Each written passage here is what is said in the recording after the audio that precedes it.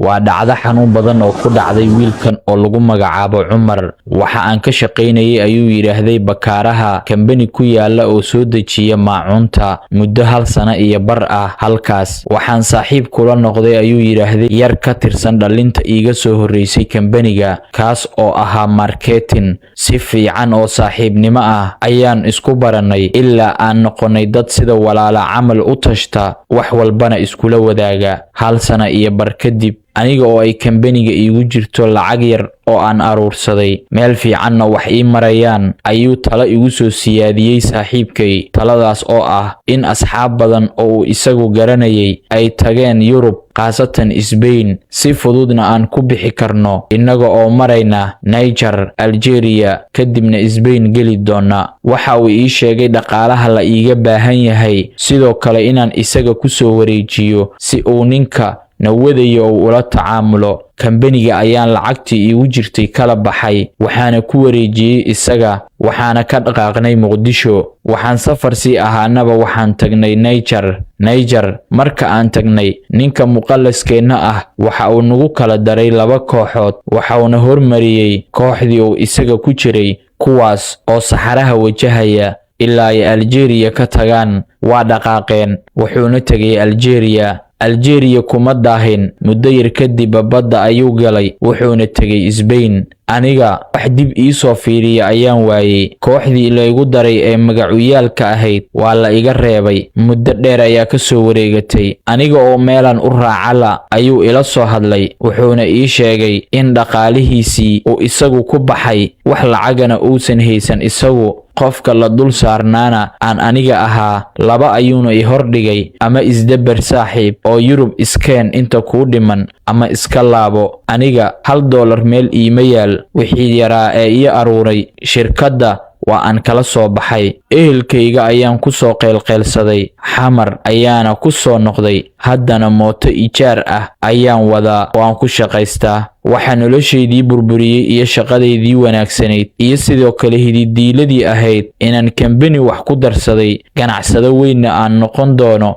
waxaa burburiyey saaxiib aan aaminay. ehel ma aanan ahayn saaxiibkaas, laakiin Soomaalinimo iyo saaxiibtinimadeenna oo fogaatay ayaan u aaminay ayuu yiri. qisadan waxaan ka baran karnaa qof kasta inaadan aaminin noloshaadana aad adiga u madax banaanaato. qurbo inaad aadana wax muhiim ah kuma laha, haddii aad alla tala saaratid dhulkaaga hooye ayaad ku dhergi doontaa. waad ku mahadsan tahay daawashada muuqaalkan. wassalaamu calaykum. waa wiil 22 jir ah, waxaa geeriyooday aabihii. awalna waxaa hore u geeriyooday hooyadiis. waxa uu ka yimaaday gobolada dhexe, qaasatan Galgaduud. wuxuu soo gaaray caasimadda Muqdisho si uu noloshiisa hayaankeeda u bedelo, una noqdo nin shaqaysta. ma lahan aqoon iyo dad caawin kara intaba. wuxuu bilaabay Muqdisho marka uu ku soo degay cid ay qaraabo yihiin, kadib inuu raadiyo goob uu ka xamaasho. waxayna isheleen nin dhalinyaro ah oo markaas ku deegaan ahaa, kana shaqeeya shaqada dhismaha dhagaxa, waa guryaha la dhisayo. wuxuu bilaabay inuu halkaasi ka shaqo bilaabo, weliba shaqada u hooseysa ee shaqaalanimada, kuwaas oo daldala shamiitada iyo alaabaha. wuxuu ahaa nin xoog furan, shaqadiisuna waa ay isku bishay. wuxuu ka shaqaynayay shaqadaasi muddo 7 sano ah. Cabdirasaaq ma lahan wax balwad ah, sidoo kaleeto wuxuu ahaa nin ku xiran masjidka, markasta wardi badan. muddo 7 sano ah kadib, Cabdirasaaq waxaa dhacday maalin isaga oo siduu u soo kalihi jiray ugu soo kalahay guri si ay dhismo uga bilaabaan. waa subaxii koobaad inuu la kuusado ama uu goobtaasi ku arko haweeney dhalinyaro ah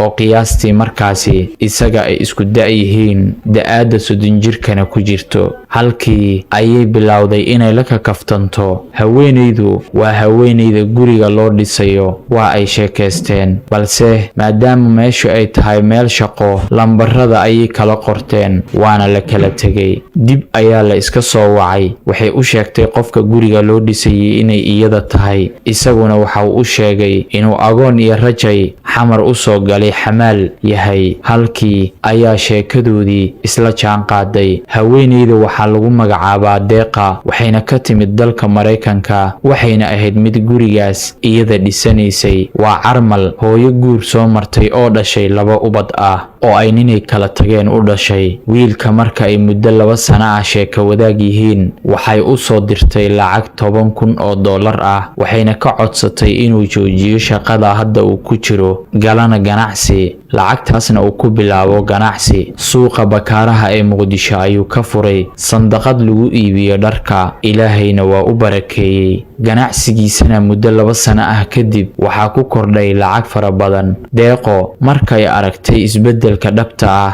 iyo dadaalka ka muuqda Cabdirasaaq waxay go'aan ku gaartay inay isguursadaan. guur qurux badan ayayna dhigteen kadibna waxay gashay sidii ay ku kaxayn lahayd oo ay u geyn lahayd dalka Mareykanka wayna ku guuleysatay. hadda waa lamaane Ilaahay uu ku arsaaqay 2 ubad ah waxayna hadda haysataa 2 ubadka ah. qisada waxayna baraysaa haddii aad Alle ku xiran tahay oo aad mar walba wardiga iyo istighfaarta afka ku haysid in Alle subxaanahu wa ta'aala faraj kuu furi doono. ma jiro qof culayska ku waaraya ee mar walba Alla bari Alle ayaa ka saari doona. fadlan muuqaalkan Alle dartiis u sii faafi. wassalaamu calaykum.